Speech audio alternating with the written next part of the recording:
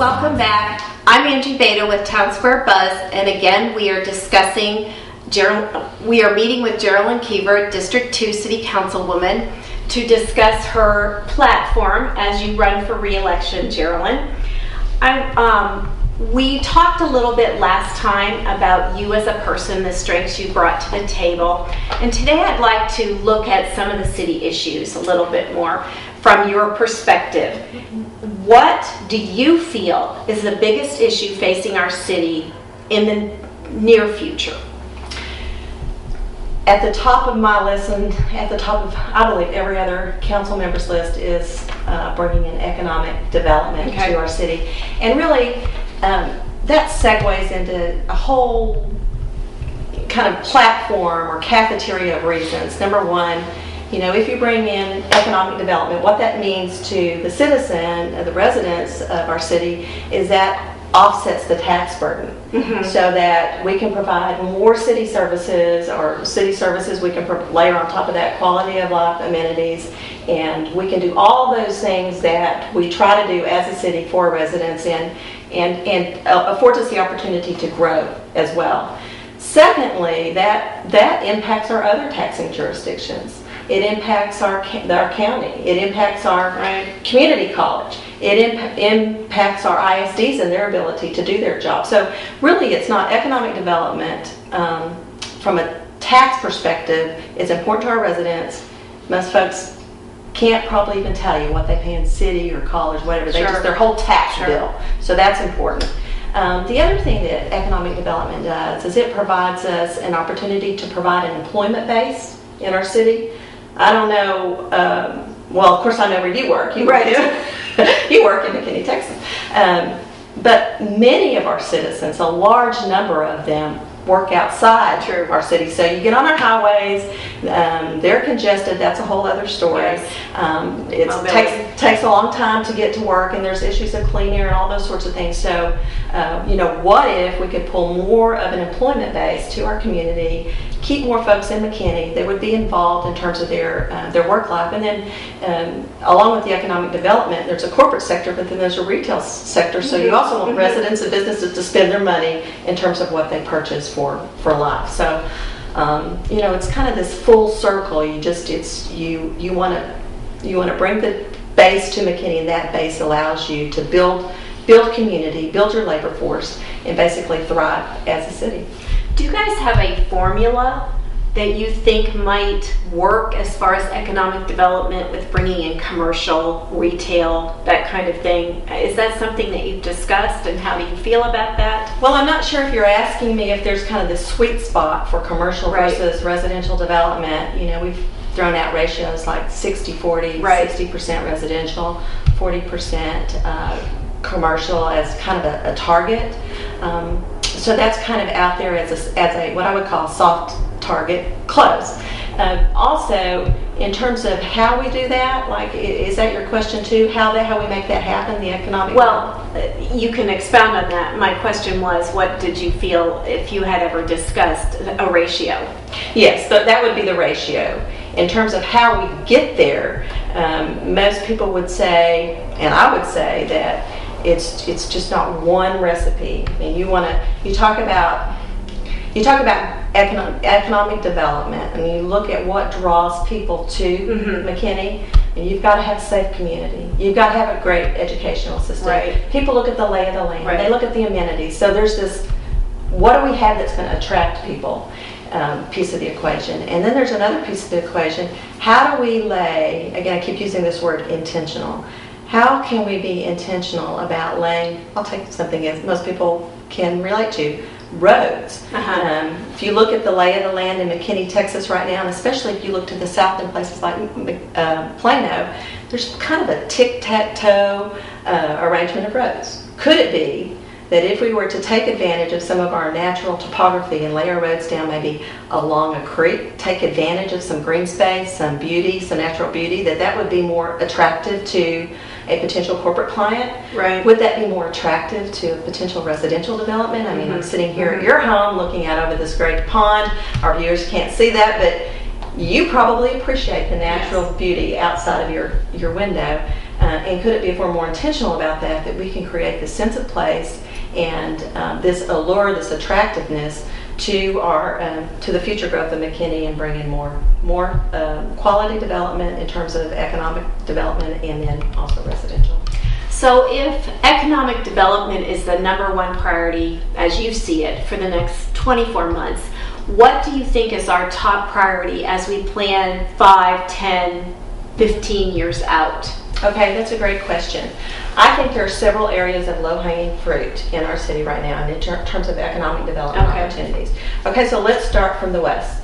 Okay, if you look at 121 Sam Rayburn Toll Road, most people, myself included, every time I go to work, which is part-time, but I work out of town, so it's important to me to get to the airport and as quickly as possible. Right.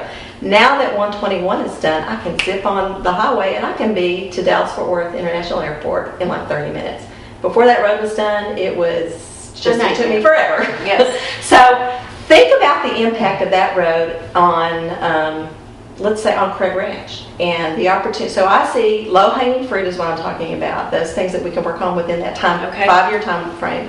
A corporate office kind of development has, I think, potential for that area of our city. I think we ought to be strategic in terms of doing everything that we can do to attract a corporate business development there.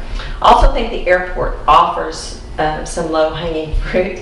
That's a unique asset for our community. Do you know how many children come in with an aircraft? How many? None. 0. So we get the tax base from the assets of the airport with basically no city services. I mean, we don't pick up. I mean, we pick up trash at the airport, but not. Right. You know, I mean, all those things. So that's a unique asset. Over the Super Bowl weekend, I was told there were, of course, prior to the ice storm, 40 corporate jets that were scheduled to land at our airport. So it's certainly a lucrative opportunity for development. We're working on a 7,000 redundant runway. We've got a new control tower coming up. We have an ILS, instrument landing system. We've got radar out there. We are primed to attract corporate aircraft, and we should be more intentional and strategic, even more effective about trying to lure in corporate jets here. And guess what? When corporate jets come, potentially they bring employees, they bring, there's a possibility of relocation of businesses and that sort of thing. That's low-hanging fruit. I think our downtown area is another opportunity for low-hanging fruit. If you look across Highway 5 and you look at what will be the future rail station in McKinney, and yes, rail is going to be many years. I'm going to be off city council before rail comes into McKinney, Texas. But nonetheless, rail is planned to come up through the railroad right-of-way, if you will. So we've got an opportunity to lay in some infrastructure there again to prime the pump for future development, and I think that's another opportunity. And really at the top of the list is that corridor between 121 and 75 known as Gateway, where Stonehenge 2, the structure affectionately known as Stonehenge 2, sits. We've got to have some resolution, have some response to that 80-acre site, and I think that's low-hanging fruit. Okay, that's a perfect segue to my next question about the Gateway project. What do you personally see as a solution for that 90 acres that are sitting at 121 and 75 on that northeast corner? How can we best utilize that? Do you think there's been a lot of discussion? The original plan was for the convention center and the Westin Hotel, excuse me. And is that something that you think is still a good fit? How do you see us progressing? All right. First of all, to respond to that, the council and myself included, it was important to really solicit some market survey. First of all, what does demand look like for a hotel convention center? What do the experts say, given all our demographics, given our the growth opportunities here?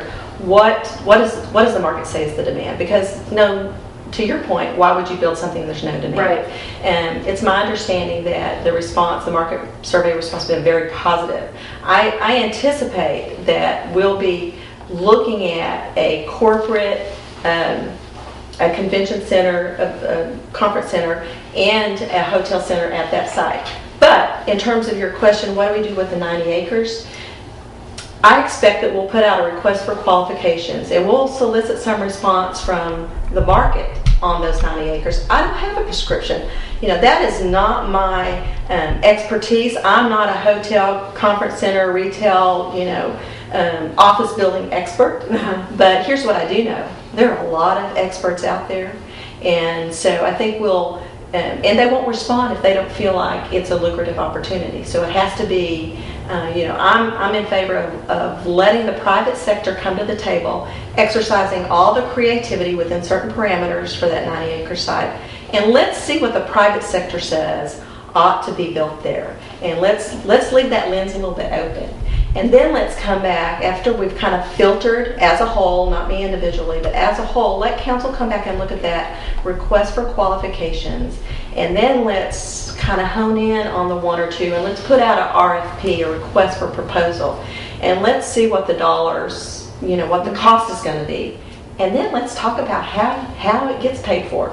And so that's kind of that's the process to getting to the point. Can I come to you and say, well, Angie, I think we ought to have a 268 key room, and I think the convention center, let's take the largest graduating class and let's just make that the size of, no, I'm not going to do that. Okay. I think there's a soft science between room keys and convention, and that's all weighed against market demand, and I know how to analyze the issue, but I'm not going to be the incubator or the creator of it. But it sounds like your answer is that you feel that the city should not be the one to bring this project to the table as far as managing it, paying for it. The private sector should be on board with that.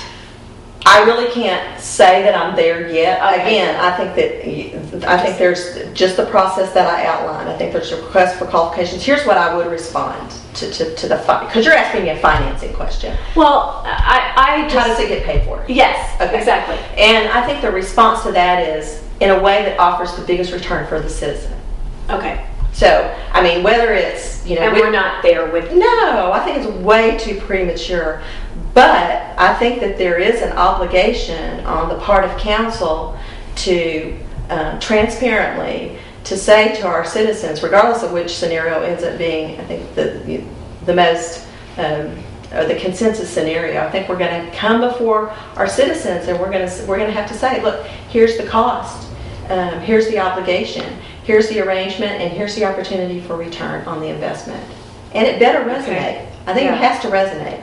So in terms of how that all gets filtered and vetted out, I can't tell you right now, but I can tell you looking at it. If we all just had that crystal ball. Hey, I think we're close. I mean, we spent all this time unpacking this issue through the courts. Not going to get into that right now. But all this time, and it's exciting to look at what's happening at 121 and 75. Sure. I mean, this is going to be the gateway, hence the name, yes, to McKinney. It ought to be, darn it, it ought to be something really special and something that our citizens, that you drive from McKinney, go, hey, sure, we're in a special place here. So. Yes. Thank you, Geralyn. That concludes part 2 of our discussion with Geralyn Kever, who is up for re-election for District 2 City Council seat. Please check back with Town Square Buzz as we continue our discussion next time and delve deeper into our tax situation in our city.